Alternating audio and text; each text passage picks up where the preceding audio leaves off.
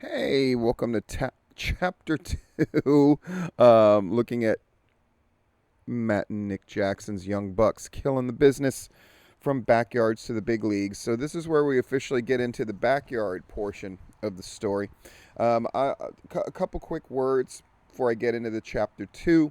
A wrestling ring in my backyard. This one's done by Nick. Last one was done by Matt. Their styles are similar enough that it doesn't feel like a jarring thing. Often, when perspectives shifts in stories told, um, the effect is so jarring that it's distracting. Here, there's sort of a similar vibe, a similar sense of humor. They've clearly collaborating on a same story, even if it's slightly different perspectives on that story. So all that rings very true. Um, I, I'm not sure if this is going to continue or if this is a Nick thing, though I suspect it's going to continue. But this second chapter, now that we've had, it's like the human centipede, right? You want to be A. You want to be the one in the front, right? Because your head is free and your butt is attached to somebody else's mouth. Um, and then that butt is attached to somebody else's mouth, right? Being C isn't that great, right? Because, okay, you're not pooping in somebody's mouth, so I guess there's that. So it's a little better. The one you don't want to be is B. And in this, now because we're getting to see there was a chapter before and then there's a chapter after. Is this the pattern that they're going to do?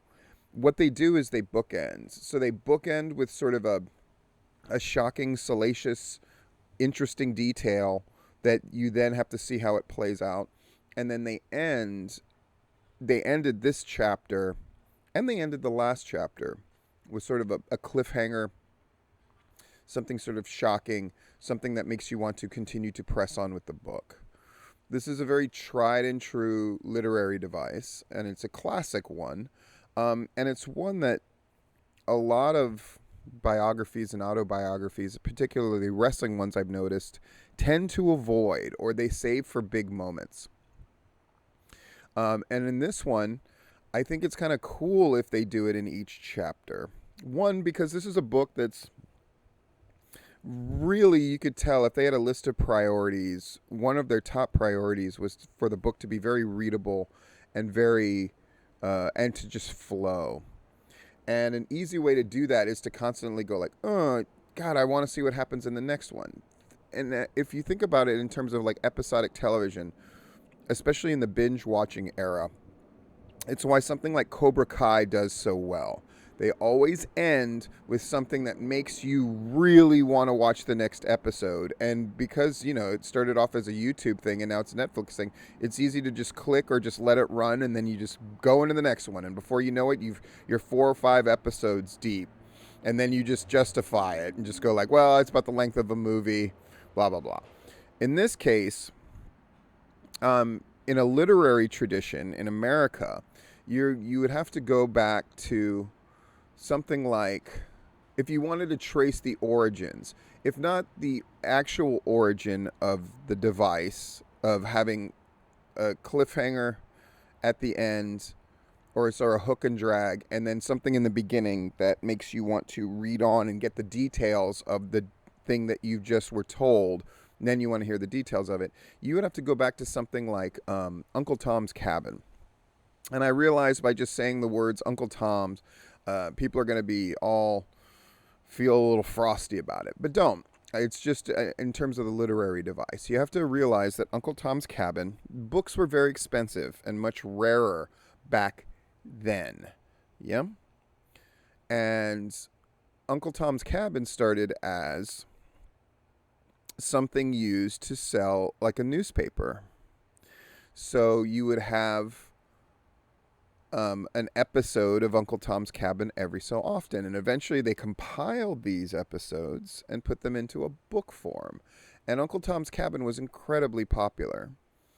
And once it was put into a book form, so each chapter really was a self-contained episode in and of itself.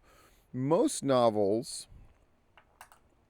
longer books, longer stories, read more like a movie where there's sort of an arc. And again, if you don't like hearing about this kind of stuff, but it's my educational background. I have a master's degree in the shit. I was pursuing a PhD before I was dumb enough to get into pro wrestling full time. So most novels follow the story arc of like a movie. So think Rocky, right? You set the stage for where he is. He's a bum, right? But then there's like glimmers of maybe he's good. So like Rocky beats Spider in the first fight, but it's obviously a smoker event. That's a boxing term, don't fucking worry about it. Basically it's a small ramshackle place they're fighting. And we see that his life is shit. But we see that there's sort of a glimmer of something good about him. Right? He's interested in Adrian. Mickey doesn't respect him. And then, you know, he works for a loan shark, basically. But we see that he has a heart because he won't break the fingers of the guy that owes his boss money like he's supposed to. So he's not even really good at that job, but we see that he's a good person. And then Mickey has the, like, you could have been a good fighter, but you became a leg breaker. It's a living. It's a waste of life, right? But then the tilt happens. The tilt in something dramatic is the thing that changes everything.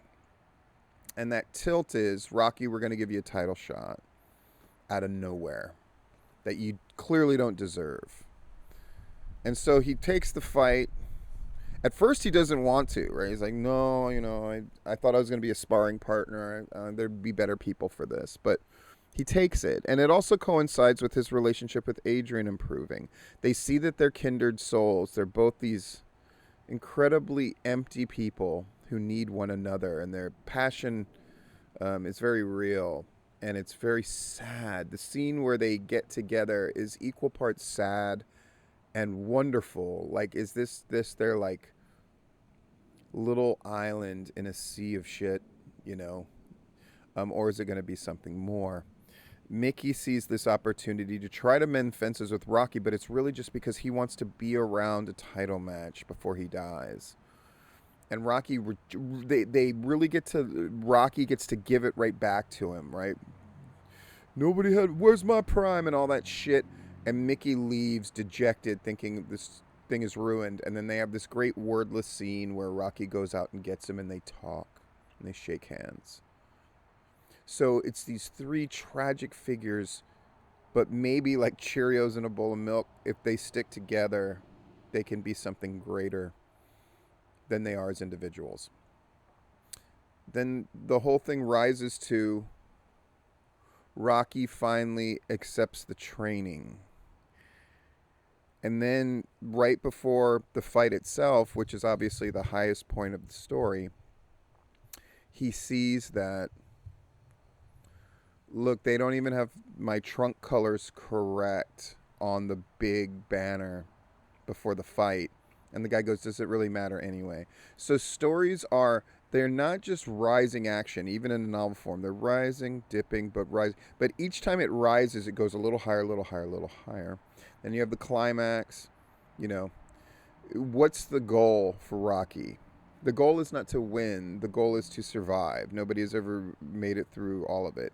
It's about endurance. And it's about accepting the suffering and accepting the hard hits and not taking the easy way out. That's what Rocky's struggle is about. And then he's validated in this by not only going the distance with the champ and losing, but in a split decision, meaning it was fucking close. But the famous scene of Adrian finding her way into the ring, and even her own, like, Paulie having a redemption, because he's nothing but shit through the whole thing, but then lifting the ropes and sort of distracting the cops so Adrian can slip in the ring, because he recognizes that something great has happened. He's gotten to witness it, and he's no longer going to stand between Adrian and Rocky or try to use it for his own benefit. Glorious, gorgeous moment.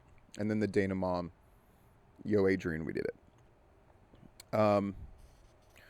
Sorry. So that's the structure of a novel slash movie, usually. But this one, I'm sure there's going to be rising in the thoroughfare, and they've already hinted at that, right? This thing is going to culminate with, we're going to have this phone call in the prologue. We're going to have this phone call with Tony Khan. We're going to have this phone call from Triple H. Where are we going to go? What are we going to do? How are we going to change wrestling? Can you believe that we're going to be in this position where we're altering the course of wrestling history? And now we get the wrestling ring in my backyard. So it opens up with Nick having a giant gash in his leg, blood everywhere. In case, I do love the Bucks for this. Whenever they describe something that could be seen as hyperbolic, right? It's always sunny in Rancho Cucamonga. But then they back it up by saying it actually has, on average, 279 crystal clear days out of the year, every year. That's a objective fact to back up their subjective statement. And they do it again here. There's blood gushing everywhere, and there's a piece of my flesh they have to find and all this stuff. And it's like, is this hyperbolic shit? No, he had to get 75 stitches. So, and the little details of it looked like a big mouth. And then so I used to make my friends laugh by drawing eyes above this 75 stitch gash. Again, it's hilarious. I think especially if you're a wrestling person, you just get how you do that. Like, what's really great in this chapter is they sort of set the stage of, we're wrestling guys and we don't even know we're wrestling guys. We want to be wrestling guys. We're acting like wrestling guys, but there's things that we just flat out don't know, right? When the dad decides, okay, we're going to build you this wrestling ring to keep you safe, because he gets that gash on his leg. And again, nice segues, right? He gets the gash on his leg because they're acting like pro wrestlers, and he and his brother would engage in these contests where they'd balance beam on fences like this, right? And he falls off and gashes his leg, and that's what happens. So it's like, fuck, okay, fine. The parents are like, we're going to build you a wrestling ring. But in this are layered in all these different things. One, you see how much the parents really care about them. Two, you see how the parents are really smart. Three, you get to see the progression of the father. Before I was just a sort of like freelance independent house painter, and we never knew when the next thing was coming in, and now I'm actually building houses, so their life is more stable financially, but the dad is also having to work really hard every day. Like, he goes to work and then he comes home, and you're shown the love that he has for his kids without being overtly told it, which is again a nice thing that they're doing that elevates this beyond just a simple like pot boiler, like just telling you everything that they want you to feel in the story, and actually just showing you examples. It's much more powerful, much more detail oriented. I like it much better. The literary person in me respects that and acknowledges it here. So they're building this wrestling ring, and they don't know how a fucking wrestling ring goes together. They put like chain link fence at one point. They're like, but that's not really holding us, so we have to put chain link fence and wood, and then we put a bunch of carpet to pad it, and they can't figure out how to do the ropes. Because again, it's one of my favorite little details, right? You couldn't exactly Google blueprints for a wrestling ring, because this was early 2000s. And so after they construct this ring, and then they make the kids raise half the money. So they have to work with the dad. So there's a connection there between the father and them that is explicit, and it's also subtle. Where it's like, they basically had to do what their dad does so they could get an appreciation for how hard he was fucking working. And this idea that the dad lives up to his word. I'm going to have this fucking ring done by Matt's birthday. And on Matt's birthday, his 16th birthday, they're putting the ropes up. They get it done. But Matt is sick, so he can't help him. But then as soon as they say, look, the ring's done, he gets out of bed. Again, very kid, very teenager. Great little details. I highlighted some stuff, as you can see here. The name of their backyard wrestling company was KBYWA. And this immediately took me back, because I was fascinated. Even though I was in wrestling and doing wrestling, I would still keep up with like the bigger backyard leagues, because to me the whole phenomenon was really funny. Did I do backyard wrestling? Absolutely. We didn't call it that. We called it screwing around at Tim Williams' house or John Nunnery's house, right? I got to tag these guys in these. I mean, I remember, we all, and when he's describing, we each had a face character and a heel character. He doesn't say it that way, but that's the essence of it. Holy shit, we did too. I still think my heel persona is one of the greatest characters ever. He was called Slaughterhouse Hank, and I wore a flannel shirt. Now, keep in mind, this is Hawaii. This is how much I was into the gimmick. This is how much I loved Jason Voorhees. Flannel shirt, plastic glow-in-the-dark hockey mask, and then I would bring a set of rusty golf clubs to the ring and beat people with it. Slaughterhouse Hank, don't steal my fucking gimmick. And because, I loved books, and so Slaughterhouse 5, I'm like, oh, that's a boss-ass name, but I can't call myself Slaughterhouse 5. And I was like, House Hank. Oh, alliteration, always good. House Hank, Slaughterhouse Hank. But they have that. You could tell how excited I was to tell that little story. That's how excited they are to talk about their personas and their backyard wrestling and how they were into it and how excited they were to have their first paying fans who had to pay $1 each. And then they jump them in. We're going to do a gimmick where we pull fans out and then we beat them up to see if they're tough enough to be wrestlers. And who were those people? Like fucking Brandon Cutler, who you see with them on AEW, who's now on a winning streak. And they made their bones in Pro Wrestling Guerrilla. So we see little things that are going to come back later, which is not foreshadowing per se, but I think it's really cool. It's like, these guys ended up being with PWG. Their big show of the year was every July and called Highway to Hell. And I know what that was from because it's a couple of years before that, like the Undertaker Stone Cold main event. It's called Highway to Hell. And I just remember it because I was in the middle of like this amazing part of my life where I was pro wrestling. I was getting my PhD and I was introducing all of these like PhD students to pro wrestling. So I had a TV and I would order the pay-per-views and I got Highway to Hell. It's crazy. God, life is nuts. Both Dustin and Brandon Cutler, who become pro wrestlers, wanted more, and this is after they beat them up as part of the gimmick, and came to our house after school every day after that. Nearly 20 years later, we're still best friends. Wow. They talk about this guy named Vince who runs a backyard thing, but he's older. He's in his 30s. And that was another thing I was fascinated by with the backyard thing. It was like some of these things were really elaborate. And the websites, of course, back then, I probably would have seen the Bucks website because they had actual video clips of moves, even though, as they described it, and they're right, it would take hours to download like these 30-second clips because it's dial up and all that other shit that my kids can't even wrap their minds around now. So I probably would have seen it. And that kind of blows my mind to think that I would have seen clips of them wrestling. Then they described that there's this show happening at the Anaheim Marketplace, World Power Wrestling, where they got like, it was like an all-star backyard wrestlers thing because they all kept in touch with each other, which is one of the things I found fascinating. That's when I was writing for half a dozen or more wrestling sites as Inside Clyde. I was writing for all these guys and putting out content all the time, going to law school. I mean, it's just a fucking busy, crazy time for me. But wrestling was as big a part of my life as it was for theirs. They were just way younger than I was because I'm old. They had to pay to get in, which I think is an interesting detail, $20 to $30 to have a match. And so, 10-year-old wrestling a 12-year-old, and they take a big bump. And then the promoter, Martin, came up to Nick and Malachi, and it's like, would you be interested in training? And 12-year-old him was just like, we don't need to train. And he's like, okay, lock up with me. And he doesn't know how to lock up. He doesn't know how to do anything. They learned by watching wrestling and then just practicing the moves again and again and again. Which again, I mean, people would say that's invalid. Is it? Not to me. But they did find out that they didn't know as much as they thought about wrestling. Then he just kind of sets the stage. Like, every waking hour, we were with our friends and we were with my brothers. And when we were at school, we'd look at each other. I love this detail on the last page of the chapter.